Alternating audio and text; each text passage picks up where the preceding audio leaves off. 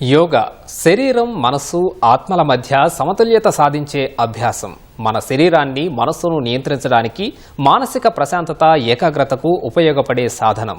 యోగా ఒక జీవన విధానం. ఆధ్యాత్మిక అవగాహన వ్యక్తిగత వృద్ధికి దోహదపడుతుంది. ఆహారం, నిద్ర, రోజువారీ కార్యకలాపాలు సాఫీగా సాగడానికి తోడ్పడుతుంది. జూన్ 21న ప్రపంచ యోగా దినోత్సవం సందర్భంగా ఆసనాలు, ప్రాణాయామం, ధ్యానంతో కలిగే ప్రయోజనాలపై ప్రముఖ యోగా గురువు అరుణ అందిస్తున్న సూచనలు, సలహాలు మీకోసం. యోగా అంటే ఏంటి? యోగాతో కలిగే ప్రయోజనాలేంటి?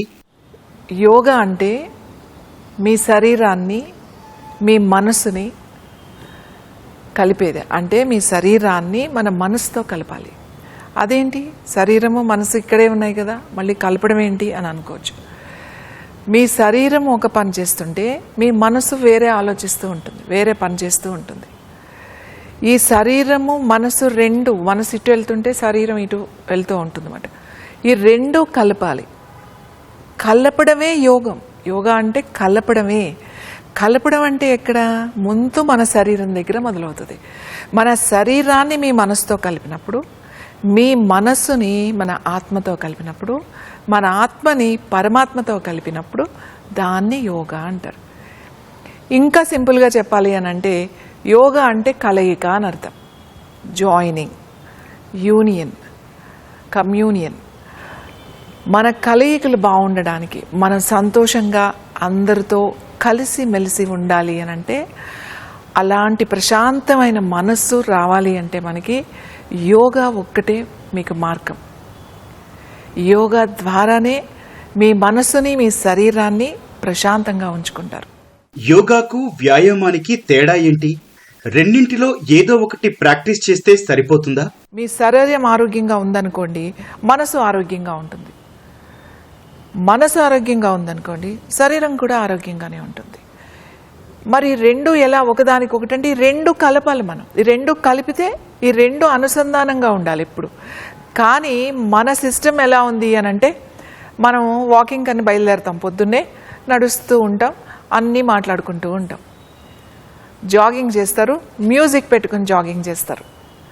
జిమ్కి వెళ్తారు, థ్రెడ్మిల్ చేస్తారు, వెయిట్ లిఫ్ట్ చేస్తారు, మ్యూజిక్ మాట్లాడుతూ ఉంటారు, చూస్తూ ఉంటారు.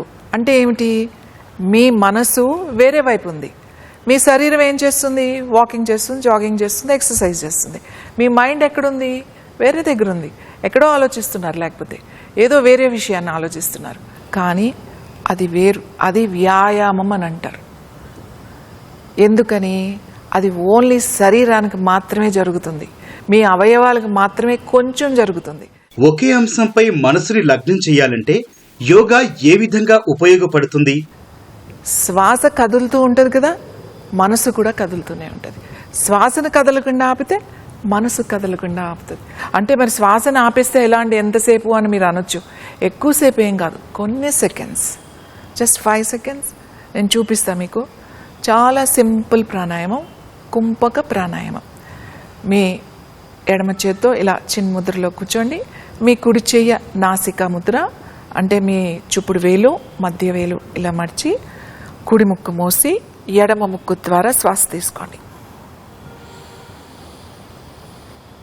శ్వాస తీసుకున్న తర్వాత రెండు ముక్కులు మూసి ఉంచాలి. 1 2 3 4 5. తర్వాత రైట్ నుంచి వదిలేసేయండి. పూర్తిగా వదిలిన తర్వాత మళ్ళీ అదే ముక్కుతో తీసుకోండి.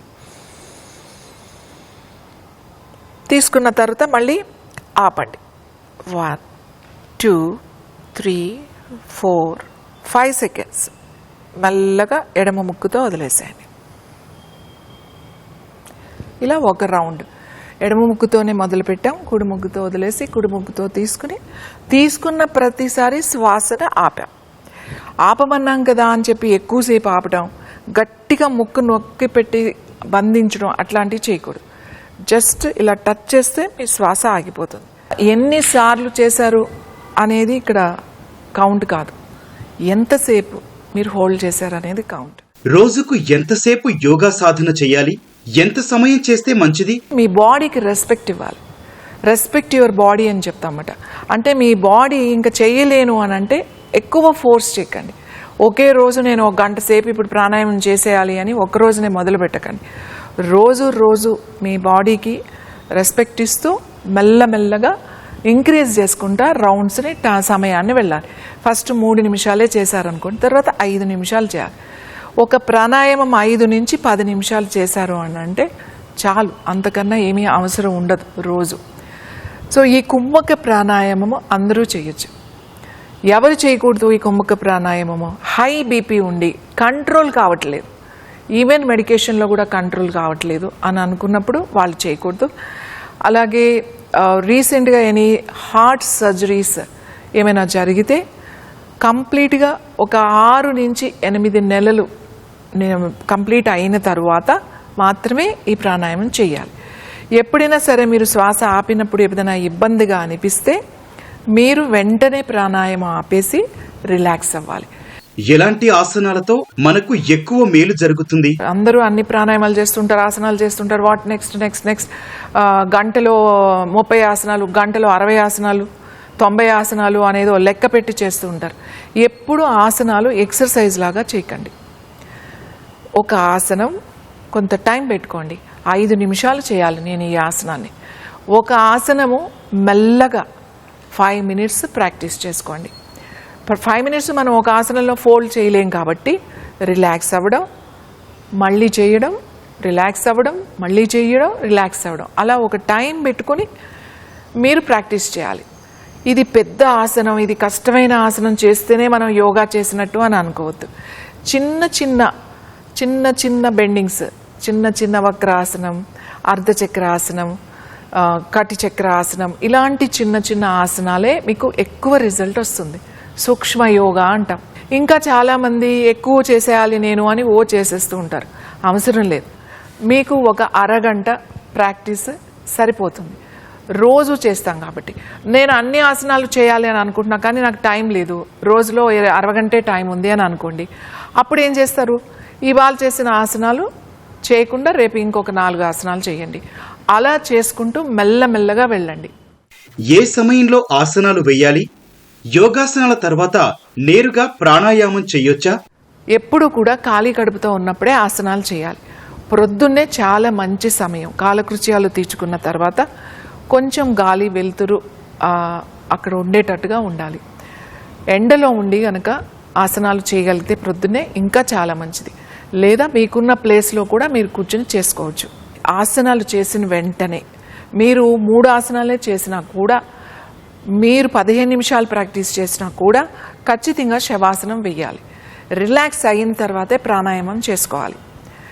ప్రాణాయామం చేసేసి తర్వాత వెంటనే ఆసనాలు చేయడం అట్లా చేయకూడదు.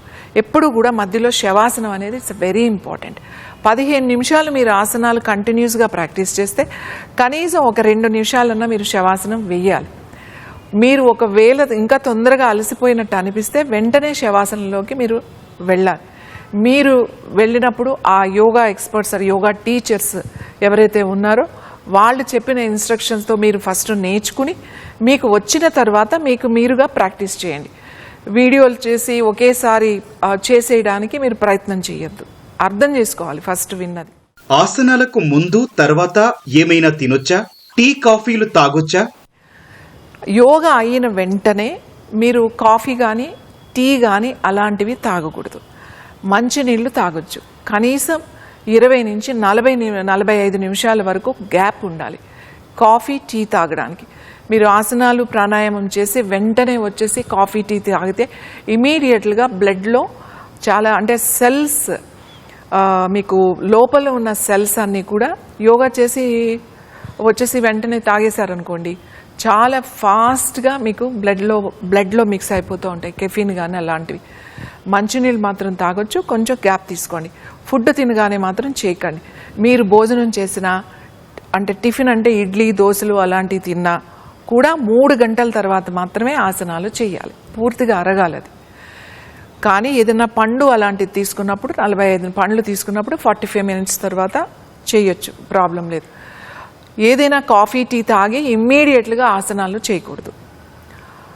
సో మీరు ఈ పాటిస్తూ మెల్లగా ముఖ్యంగా మీ శరీరాన్ని అర్థం చేసుకుని మీరు ఎందుకు చేస్తున్నారో ఆసనాన్ని అర్థం చేసుకుని దాన్ని నేర్చుకుని మీరు ప్రాక్టీస్ చేయండి.